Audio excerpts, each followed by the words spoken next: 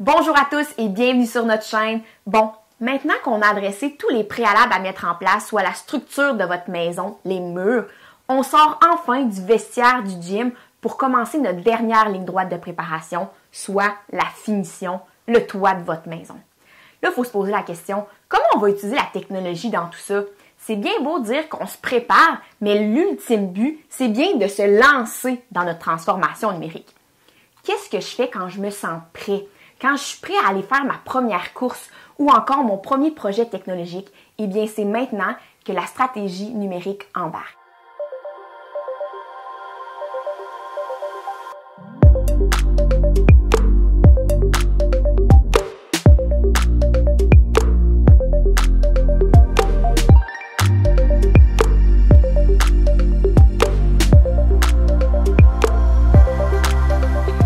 Mais qu'est-ce qu'est une stratégie numérique? C'est une sorte de plan. C'est un plan stratégique numérique qui va vous permettre de définir globalement quelles technologies numériques seront employées pour répondre à vos objectifs d'entreprise. Pour créer ce plan numérique-là, vous pouvez répondre à plusieurs questions. Les voici. Quoi? Le projet à mettre en œuvre et quelle technologie? Donc, de quoi s'agit le projet? Pourquoi on fait le projet? Il faut que vous vous questionnez à savoir c'est quoi les résultats attendus de ce projet-là. Dans la capsule numéro 11 qui adressait la stratégie d'affaires, on vous a expliqué le concept d'une stratégie, mais vous devez utiliser les mêmes concepts à mettre en place dans une stratégie numérique. Donc, vous devez définir des projets qui vont de cohérence avec vos stratégies d'affaires, mais aussi qui ont des objectifs clairs et définir les attentes de chacun de ces objectifs. Plus précisément, il faut que vous partiez de vos orientations stratégiques d'affaires que vous avez déjà mis en place dans l'entreprise, comme vos facteurs de succès, vos indicateurs de performance, puis établir votre plan numérique sur ce plan de gestion déjà établi. Troisième question, qui?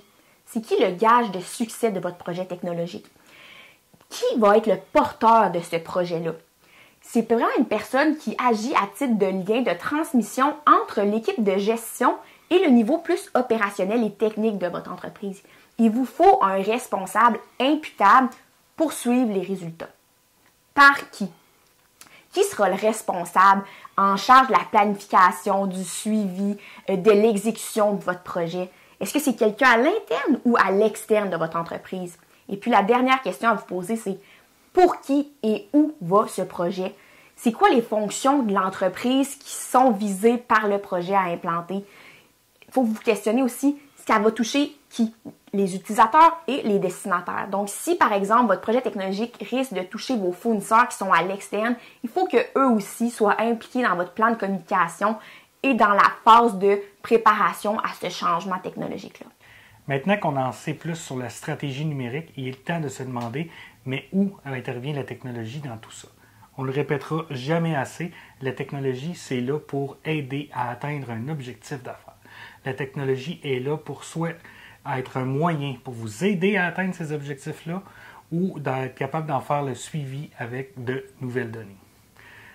Encore mieux, si la technologie peut vous permettre de briser des barrières. En d'autres mots, la technologie peut soit vous aider à faire mieux quelque chose que vous faites déjà ou faire quelque chose que vous ne seriez pas capable de faire sans la technologie. Les technologies doivent demeurer un moyen ou un outil pour atteindre vos objectifs. L'implantation et le déploiement des technologies n'est pas un objectif en soi. On peut y aller avec un exemple qu'on a déjà discuté auparavant, qui est la montre d'un coureur, qui peut permettre de connaître la vitesse en temps réel durant la course. C'est une information très intéressante pour le coureur parce que ça peut lui permettre de maintenir sa vitesse en continu durant la course.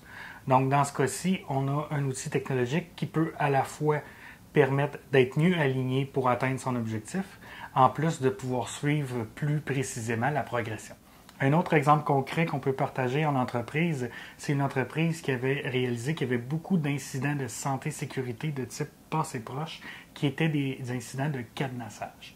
Donc, ce n'était pas de mauvaise foi de la part des employés. Les employés ne se sentaient pas compétents. En fait, il y avait une formation pour le cadenassage qui est obligatoire, mais elle n'était pas vue comme étant attrayante. C'est une formation qui est obligatoire, mais malheureusement, elle est souvent vue comme un mal nécessaire alors que ça ne devrait vraiment pas être le cas. La solution qui a été trouvée pour augmenter l'intérêt dans cette formation-là, tout en considérant le fait qu'il y a un contexte de pénurie de main-d'œuvre et que c'est difficile à maintenir. Mais il y a un banc de formation qui a été mis en place avec une lunette de réalité mixte. Ce que ça permettait de faire, c'est que la formation était plus efficace parce qu'il y avait une interaction directe en temps réel avec les dispositifs de cadenassage. Qu'est-ce que ça a fait? En fait aussi, ça a augmenté l'intérêt pour la formation. Donc, l'objectif d'affaires dans ce cas-là, c'était réduire la quantité d'incidents SST liés au cadenassage. Le moyen qui a été utilisé, ça a été la technologie de réalité mixte. Et les résultats, ça a été moins de ressources, moins de temps pour une formation qui est plus efficace et plus facile à maintenir. C'est sûr qu'une démarche de stratégie numérique, ça peut sembler lourd, surtout dans un contexte de petite entreprise ou d'une entreprise qui n'a pas de plan stratégique mis en place ou encore que son combo mission, vision, valeur n'est pas clair. Mais il y a quand même une méthode que vous pouvez utiliser pour démarrer cette roue technologique.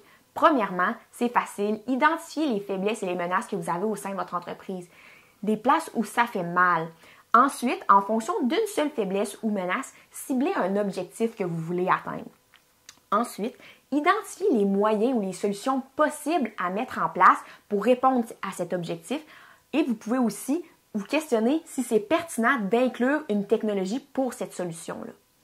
En ciblant des petits objectifs par rapport à une seule faiblesse ou menace au sein de votre entreprise, ça vous permet de vous lancer dans un premier projet technologique sans avoir vraiment toute la quincaillerie d'outils mis en place.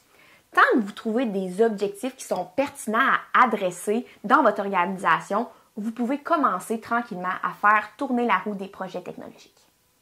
En fait, il y a plusieurs méthodes que vous pouvez utiliser pour choisir les projets technologiques à mettre dans votre stratégie numérique.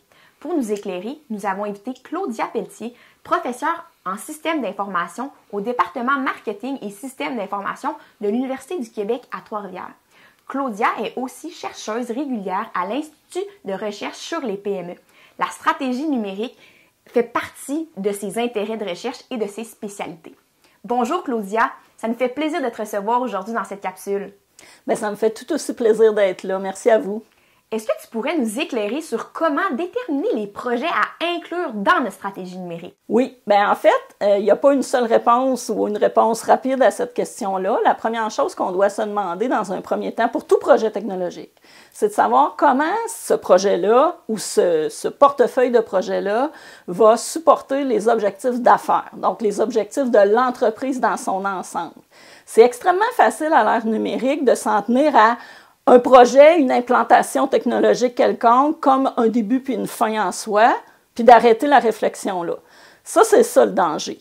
Parce que sinon, on reste un peu encabané dans nos opérations, puis on n'arrive pas à faire le lien entre les projets qui sont liés aux opérations pour faciliter les processus opérationnels et différentes autres activités dans l'entreprise, mais on ne fait pas le lien entre ces projets-là puis les stratégies ou les objectifs plus globaux de l'entreprise. Bien, plus précisément, chacun des projets peut être questionné sur deux aspects particuliers. C'est-à-dire, est-ce que le projet technologique que j'envisage aujourd'hui, il est là pour soutenir quelque chose que je fais déjà?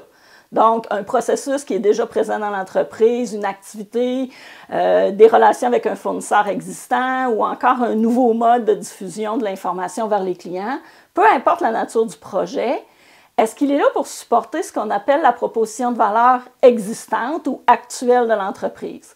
Si c'est le cas, ça veut dire que c'est un projet qu'on appelle de continuité. Donc, dans un projet de continuité, on est en train de faire mieux grâce aux technologies de l'information et aux autres technologies numériques qui sont disponibles, ce qu'on faisait déjà. Donc, oui, il y a un gain. Il y a un gain au niveau souvent de la productivité, un gain au niveau de l'optimisation, mais il n'y a pas une création de valeur nouvelle. Donc, c'est là qu'on arrive dans la deuxième catégorie de projets, où là, on va parler de projets un peu plus de rupture, un peu plus, souvent plus d'envergure aussi, avec nécessairement des risques un peu plus élevés, puis souvent des coûts aussi un peu plus élevés. Puis là, je ne parle pas juste des coûts financiers, mais je parle aussi des coûts techniques, des coûts humains, et qui sont des aspects qui sont souvent plus intangibles, mais qui sont tout aussi importants pour l'implantation qui s'en vient. Donc, de se poser la question, est-ce que j'ai un projet de continuité ou j'ai un projet de rupture, va vous amener à définir comme deux grandes catégories de projets Et donc, deux stratégies différentes, parce que dans un premier cas, où on est plus dans quelque chose qu'on fait déjà, bien, on a peut-être moins de choses à mettre en place. Je ne suis pas en train de dire que c'est plus facile de réaliser ces projets-là, mais il va peut-être avoir moins d'enjeux. Pour les projets de la deuxième catégorie, qu'on appelle plus de rupture, bien, évidemment, ils vont peut-être demander un petit peu plus d'attention, une équipe de projet un petit peu plus diversifiée, des ressources évidemment supplémentaires, mais rappelons-nous que l'objectif de ces projets-là, c'est de créer de la valeur nouvelle, parfois même d'ouvrir peut-être même des nouveaux marchés, de soutenir le développement de nouveaux produits, voire de nouveaux services qui se greffent autour d'un produit si vous êtes un manufacturier. Donc, deux catégories de projets, mais qui demandent tout autant d'attention, simplement pas au même niveau. Et tout ça pour faire en sorte que chaque projet va être implanté dans une logique d'alignement, va être implanté dans une logique de cohérence. Donc, le mot clé aujourd'hui, je dirais, c'est le mot cohérence.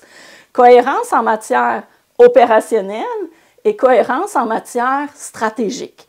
Et lorsqu'on vous parle d'alignement stratégique, on ne vous parle pas de quelque chose qui a un début puis qui a une fin. On vous parle de quelque chose qui est continu aussi.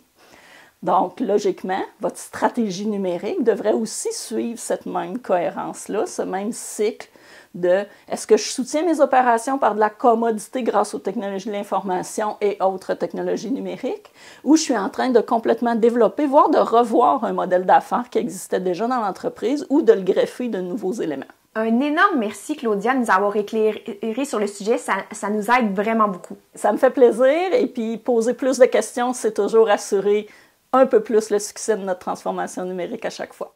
Donc, ultimement, la stratégie numérique, c'est un plan. Un plan dans lequel on va définir quelle technologie est employée dans quel but pour atteindre quel objectif d'affaires. Comme nous en a discuté Claudia, les projets sont soit alignés en continuité ou en rupture par rapport aux affaires de l'entreprise.